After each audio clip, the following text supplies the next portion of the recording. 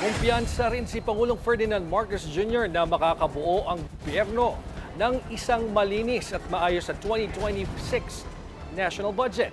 Yan ay matapos makakita ang ilang mga mambabatas ng maraming posibleng savings mula sa proyekto ng pamahalaan, lalo na sa infrastructure. Una na niyang ipinag-utos ang pagbaba ng presyo ng construction materials ng hanggang 50%. Ang mga maisasalbang pondo ay ilalaan sa mga priority sector tulad ng kalusugan, edukasyon at pagkain. Even just now in the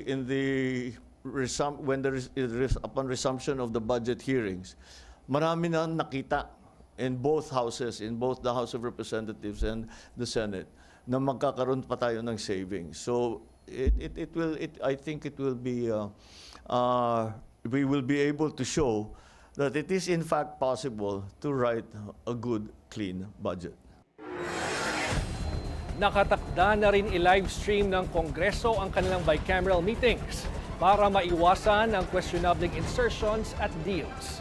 Git ni Marcos, mahalagang patuloy na paigtingin ang mga reforma laban sa korupsyon at red tape para masigurong maayos at makatotohanan ang paggamit ng pondo ng bayan. Hindi man daw ganap na mawawala ang pangungurakot, pwede pa rin daw itong idaan sa mas mahigpit na sistema ng pamahalaan.